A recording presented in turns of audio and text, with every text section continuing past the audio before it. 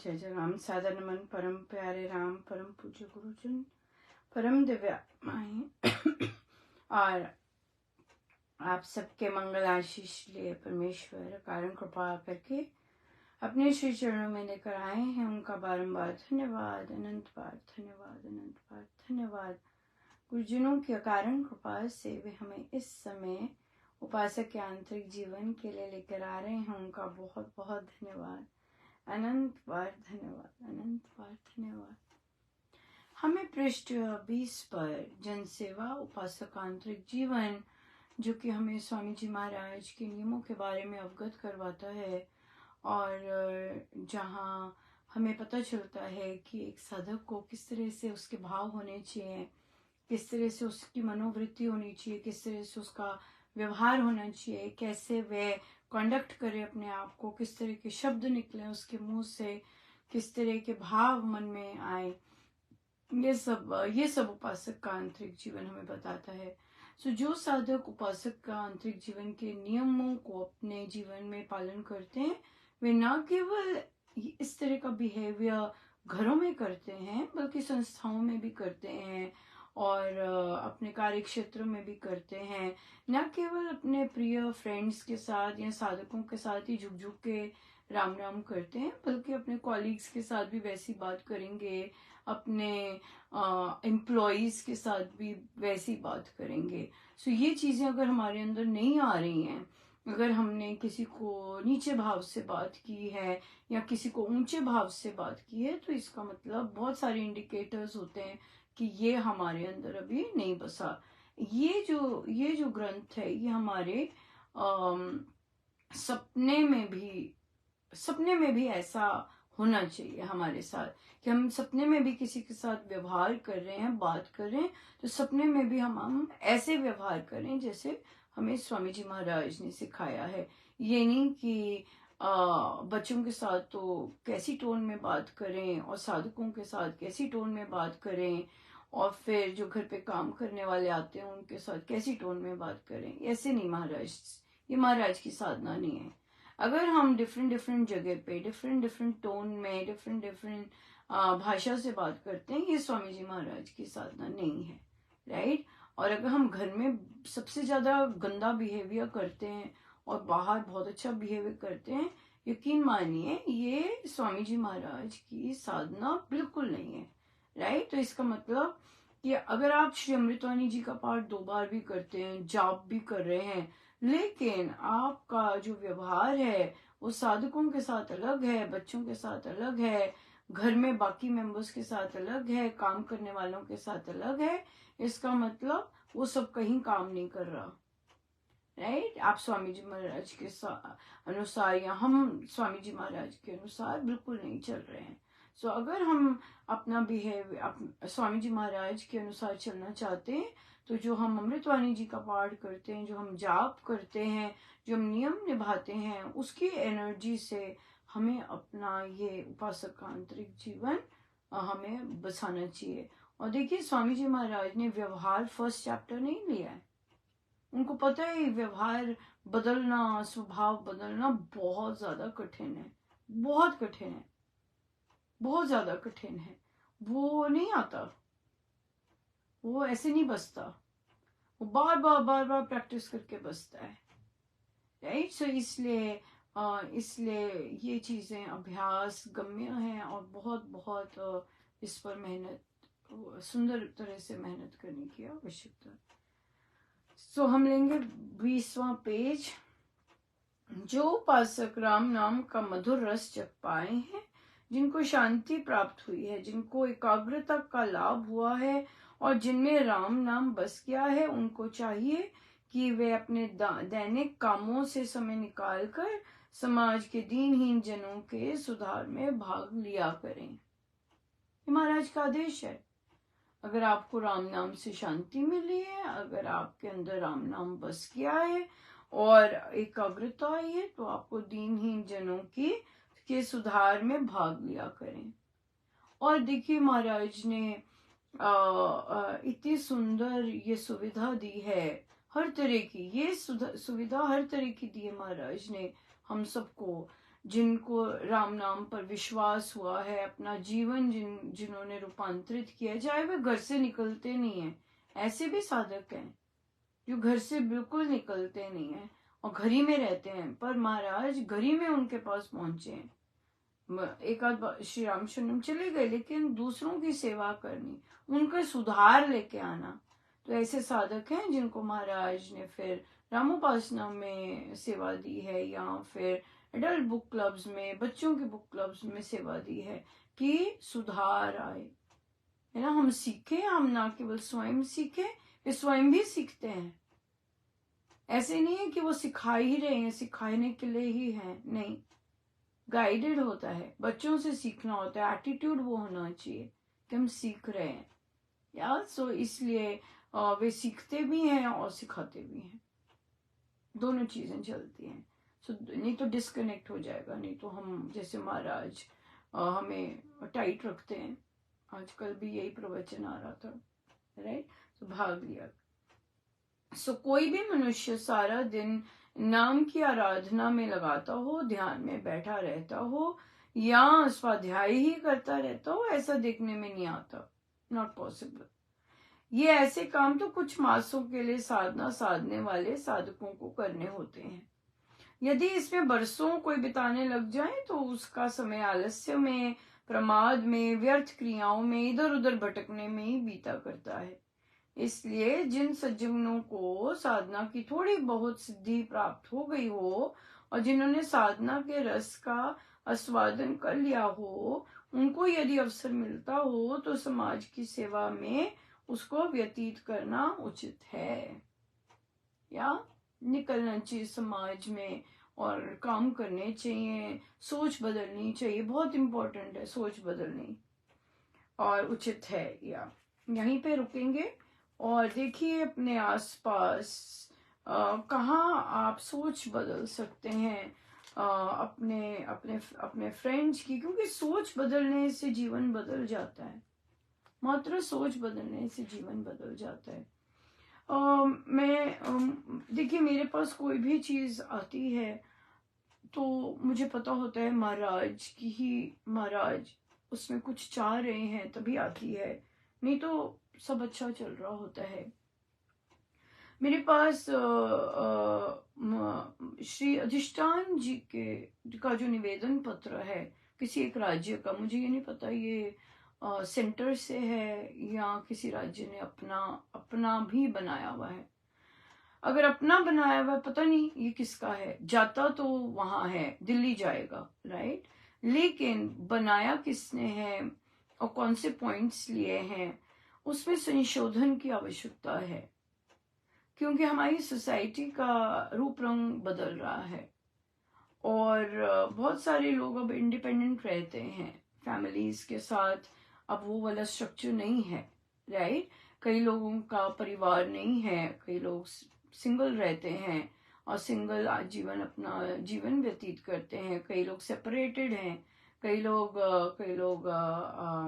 और फिर कई लोगों के कोई नहीं उनके साथ रहता, राइट। तो उसमें संशोधन की आवश्यकता है। उसमें जैसे आपका मैरिटल स्टेटस पूछा जाता है कि आप शादीशुदा हैं कि नहीं है, उसके बाद सिर्फ एक पंक्ति की जरूरत है। अगर आप शादीशुदा नहीं हैं और अपने अलग से जीवन व्यतीत कर रहे हैं तो आपको चौथा, पांचवा और छठा कॉलम भरने की आवश्यकता नहीं तो आप परिवार के प्रमुख हैं, बार बार लिखना पड़ेगा मैं अकेला रहता हूँ, मैं ही प्रमुख हूँ। आपके बाकी परिवार वालों ने दीक्षा ली है, मैं अकेला ही फिर लिखना पड़ेगा मैं अकेला ही हूँ, मैं अकेला ही जीवन व्यतीत कर रहा हूँ, सो मैं ही दीक्षित हूँ, मैं ही साधना करता हूँ। इस तरह की हमारे देश में बहुत सारे फॉर्म्स चेंज हुए हैं और बहुत अच्छा लगता है। मुझे याद है मैं एक डॉक्टर्स के ऑफिस में गई और वहां पे फॉर्म जो था वो इंडियन डॉक्टर ही थे, पर जो फॉर्म था मुझे बड़ा आउटडेटेड लगा। मैंने कहा ये कैसे है, ऐसे फॉर्म पे तो बहुत बहुत लोग नहीं आएंगे है ना, क्योंकि आप क्योंकि जिस सोसाइटी में आप रह रहे हैं और उस फॉर्म में अगर आप केवल अपना जेंडर मेल और फीमेल करवाते हैं तो लोग नहीं आने वाले, और वो वहीं से फॉर्म भरने से पहले ही वहां से निकल जाएंगे कि मेरे लिए तो वेलकमिंग स्थान ही नहीं है यहाँ पर। और आपका आपका तो देखिए, वहां पे सिर्फ बैठ के सोच आई थी, किसी से बात नहीं की थी, पर बहुत स्ट्रॉन्ग सोच थी वो कि भाई ये ठीक नहीं है। मैं नेक्स्ट टाइम जब गई, 1 साल बाद होगा या कुछ साल महीने बाद होगा, जैसे भी, मुझे इतना भगवान की इतनी कृपा थी कि वो फॉर्म बदल गया हुआ था। वो अब फॉर्म लेटेस्ट जैसे फॉर्मेट होता है बिल्कुल वैसा था। तो ये चीजें बहुत बहुत मैटर करती हैं। और ये चीज इस पे एक पंक्ति डालनी है बस, कि जो अपना निर्वाह स्वयं अकेले करते हैं, अकेले रह रहे हैं, अकेला जीवन व्यतीत कर रहे हैं, तो कृपया आप ये 3 कॉल आगे के जो प्रश्न है वो कृपया ना भरें, नॉट एप्लीकेबल लिख दें। राइट, ये चीज करनी बहुत जरूरी है, क्योंकि आप अज्यूम कर रहे हैं कि सारे के सारे गृहस्थी हैं। राइट, सोसाइटी बहुत बदल रही है, बहुत लोग बहुत अलग अलग हैं, उनके पेरेंट्स हो सकता है किसी और जगह विश्वास करते हो और उन्होंने श्री राम शरणम की दीक्षा ली हो और वे अकेले ही निर्वाह कर रहे हैं, अपना इंडिपेंडेंटली जी रहे हैं। सो ऐसे ऐसे लोगों के लिए स्थान होना चाहिए वहां पे। दिस इज ये एक मैं वर्ड ढूंढ रही हूँ किस कैटेगरी में आएगा। ये दूसरे को आदर सम्मान की बात हुई, ये हम स्वामी जी महाराज का इसमें लिख रहे हैं ना। यस, हर एक के लिए जगह है, केवल सेक्शन के एक सोसाइटी के लिए नहीं है। सो मुझे पता नहीं है किसी राज्य का है या दिल्ली ने ऐसा बनाया है फॉर्म। इसमें संशोधन होने की बहुत जरूरत है।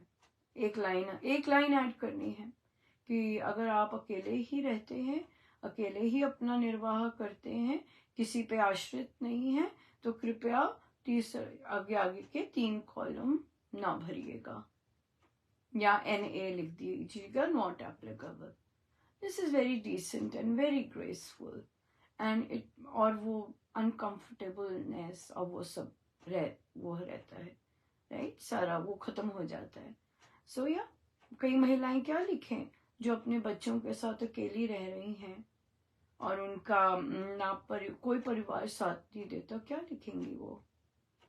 हाँ, सो हर समय तो ये परिवार जिस तरह हमारे लीगल फॉर्म्स में बच्चों के साथ पिता का नाम हमेशा आता था, माँ का अब नाम आना शुरू हुआ है, वो कंपल्सरी है, माँ का नाम होना ही होना है। राइट, तो इसलिए हमें भी अपनी संस्थाओं में इन चीज़ों का ध्यान रखकर चेंजेस बहुत ज़रूरी हैं। राइट, ये बहुत तभी ये मुद्दा आया है बाहर, महाराज लेके आए हैं कि महाराज की ऐसी सोच नहीं है। सो अगर आप ऐसे फॉर्म्स भर रहे हैं, सो स्वामी जी महाराज की ऐसी सोच नहीं है। स्वामी जी महाराज की खुली सोच है, तुम्हारे फॉर्म्स में भी ये रिफ्लेक्ट होनी चाहिए। अगर नहीं रिफ्लेक्ट होती, इसका मतलब हमें अपने सोच को बदलना है, हमें उपासकांतरिक जीवन करना चाहिए, ताकि हमें पता चले कि स्वामी जी महाराज की क्या सोच है। या अगर हम ऑलरेडी करते हैं, हमें विनती करनी चाहिए कि स्वामी जी महाराज कृपया आप हमें अपनी सोच दीजिएगा, ताकि हम जैसे आप हैं वैसे हम चल सकें। या देखिए, मेरे तो ऐसी बातें सबसे लेट आती हैं, ऐसे नहीं है कि सबसे पहले आई हैं, ये ऑलरेडी आ चुकी होंगी, ऑलरेडी बहुत जगहों पे चर्चा हो चुकी होगी, तब मेरे पास महाराज यहाँ लेके आते हैं कि बहुत हो गया है ना, इस तरह से। सो हम प्रोएक्टिव बने और जैसा हमारा समाज बदल रहा है उसको मद्देनजर रखते हुए हम इन फॉर्म्स में, क्योंकि मानव के बनाए हुए हैं, तो समाज की चेंजेस को लाते हुए हम वो एक लाइन ऐड कर दें, तो इससे दूसरों को बहुत ज़्यादा सुविधा होगी, राइट। जो कई विधवा होती हैं, कई डाइवोर्सीज होती हैं, पुरुष भी ऐसे होते हैं, तो क्या लेके मैं ही प्रमुख हूँ, राइट। कई लोग अपने माता पिता के पास नहीं रहते, राइट। तो इसलिए ये सारी अनकंफर्टेबल क्वेश्चंस के लिए एक लाइन अगर लिख दें कि अगर आप अकेला अपनी आजीविका स्वयं अपनी आजीविका पे निर्वाह करते हैं और किसी के आश्रित नहीं है, तो कृपया, और अकेले रहते हैं तो आप आगे के फॉर्म्स ना करिए। सो बहुत बहुत धन्यवाद गुरुजनों का। ये सेवा है, उत्थान करना, सुधार करना, राइट, ये भी सेवा है। तभी ये सारे सेवा कार्य हैं महाराज जो करवाते हैं, सभी सेवा कार्य है। सो गुरुजनों का बहुत बहुत धन्यवाद, अनंत बार धन्यवाद, अनंत बार धन्यवाद।